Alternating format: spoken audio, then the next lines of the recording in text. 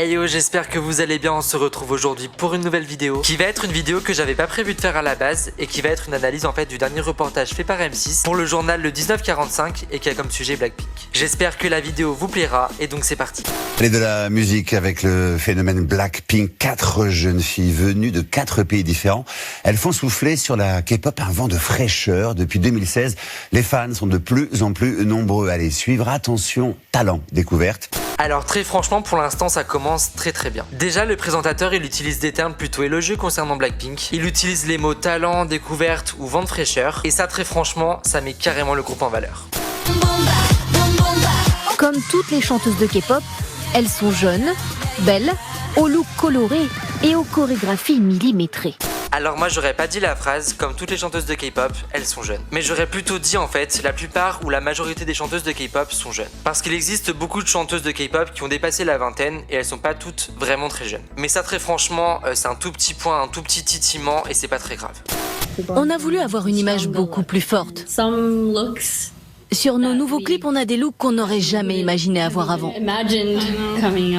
Et même sur les chorégraphies, on fait du breakdance, ce qui n'a jamais été fait avant. On a fait beaucoup d'efforts sur tout ça et on espère que tout le monde aimera.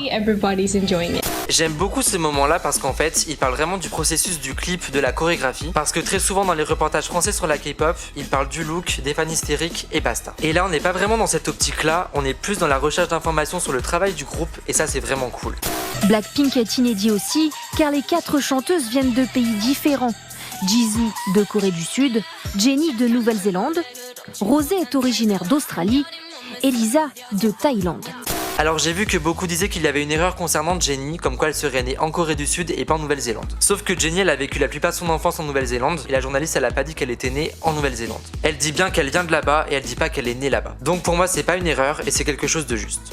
C'est un énorme atout à la fois pour l'industrie coréenne et pour le label qui gère le groupe, parce que la K-pop ça s'exporte à l'international aujourd'hui.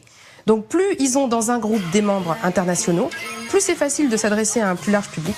Alors là aussi, très bon point. Ils ont interviewé la rédactrice en chef du magazine K-Pop Life et c'est pas n'importe qui. C'est une experte française concernant la K-pop en France et ce qu'elle dit est vrai, c'est super intéressant et c'est vraiment une très bonne intervention. M6 n'a pas été chercher un expert musical lambda qui s'intéresse pas à la K-pop comme il l'avait fait pour BTS dans le 1945 et ça c'est vraiment bien. L'équation a l'air de fonctionner. Leur dernier titre qui parle toujours d'amour a été visionné plus de 630 millions de fois. J'ai vu aussi que beaucoup avaient trouvé que la phrase qui parle toujours d'amour était assez péjorative. Et franchement, j'ai pas eu cette impression. Ça reste un fait que la très grande majorité des chansons de Blackpink, elles parlent d'amour, et je vois pas le problème en fait de cette phrase.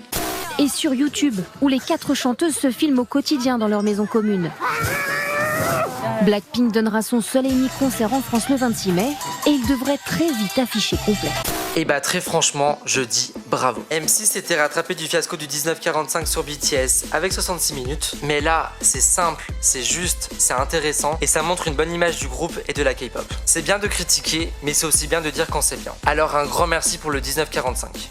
Si la vidéo vous a plu, n'oubliez pas de mettre un pouce bleu et de vous abonner à ma chaîne si c'est pas fait. Et on se retrouve samedi à 18 h pour une nouvelle vidéo.